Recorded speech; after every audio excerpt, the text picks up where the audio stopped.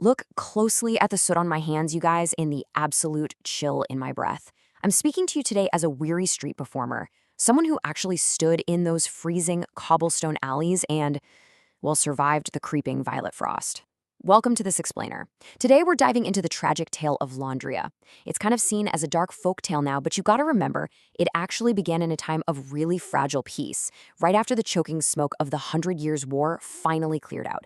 The crown literally thought they had secured order for good, but man, were they wrong. To really understand our ruin, we have to look back at the great circular playhouses that were built on the outskirts of the city. You see, these grand theaters weren't originally built for simple entertainment. No way. They were actually constructed to contain the dark, unruly energy of a populace that was just utterly exhausted from civil discord. They were essentially designed as state-sanctioned vessels for order, basically cages built to lock away the realm's collective shadow. But here's the thing. You can never truly cage a shadow, right? Especially when the kingdom is slowly being undone by its own image. So that fragile peace absolutely shattered with the arrival of the uncanny Jester. And he didn't come to just entertain us. He came to bridge the gap between the rigid, controlled light of the crown and the really messy, episodic reality of our streets. Okay, let's dive into this rupture. His intentions were chillingly clear, and he'd laugh with this voice that sounded literally like snapping dry silk, saying, "The stage is not a cage for the shadow, it is the trapdoor." Prologue: a metaphysical rupture. You see, the Jester didn't even want an audience. What he really needed were three mortal vessels to anchor his chaotic magic and tear reality apart. So he initiated a metaphysical rupture. Basically, he used ancient dark magic, specifically the runes of creation, to completely dismantle the fourth wall and shatter the boundaries between the so-called artifice of the stage and the actual reality of governance. That meant the shadow could no longer be confined to mere performance. It bled right out into our streets. Act 1. The Tearing Veil.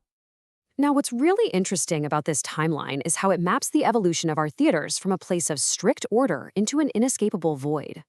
Our collapse wasn't just some overnight siege, It was a slow, tragic descent orchestrated through ancient magic. We moved from the peace, where the theater acted as a cage, to the tearing via those runes of creation. And that forced the purge, which revealed a terrifying shadow truth, before finally collapsing the whole shebang into the void. Act 2. Decay of the Hosts. So to execute this grand, tragic play, the Jester sought out three specific hosts to corrupt: the knight, the scholar, and the king. Let's walk through this and analyze the performative decay of these three vessels as they totally succumbed to the runes. First, the knight was injected with chaotic energy until his armor literally rotted away. Then, the scholar was possessed by the truth-telling Morster rune, ultimately burning to black ash. And finally, the king, struck by the holy fool, was just completely swallowed up by his own shadow. Let's start with the knight, who was our master of revels, this incredibly cold enforcer of impenetrable order and rigid vagrancy acts. But as that chaotic energy poured into him, his rigid duty was completely subverted. He lost his identity entirely. The law became a sieve. His once shining armor grew so heavy and actually started reeking with the scent of 1,000 fly wings. It was a very real, physical manifestation of the rot within the bone. And this brilliantly illustrates the scholar's fate. The Jester inhabited him next, drawing from the fiery spirit of Christopher Marlowe. At first, the scholar offered this gorgeous silver tongue of refined blank verse, transforming the madness into something resembling art, challenging the stars themselves. But guys, it was a trap. When the debt finally came due, the scholar's silver tongue was silenced, and his overreaching spirit literally burned to black ash in that creeping violet frost. Finally, we get to the king. Here was a monarch who was absolutely obsessed with maintaining his quote-unquote controlled light and banishing his complex shadow. But the Jester struck him with the rune of the holy fool. This forced the king to actually look upon a rowdy social hub where a beggar and a nobleman stood side by side. The Jester basically used village farces to prove that stability requires acknowledging the realm's absurdity. The theater stopped being a cage and became a vessel to purge the kingdom's absolute darkest impulses. Act 3. Distorted Reflections. We had reached the devastating climax of the Jester's play. By now, the lines between good and evil had blurred like ink in the rain. Under the rune of distorted reflection, the theater and the throne room literally became one single terrifying entity. The king realized, far too late, that his shadow had not been tamed at all. Instead, it looked back at him from the void and found, as the saying goes, a king weak enough to wear. It had entirely consumed him. With all three hosts consumed, Laundria was completely rebranded into the Great Clock of Hollowed Souls.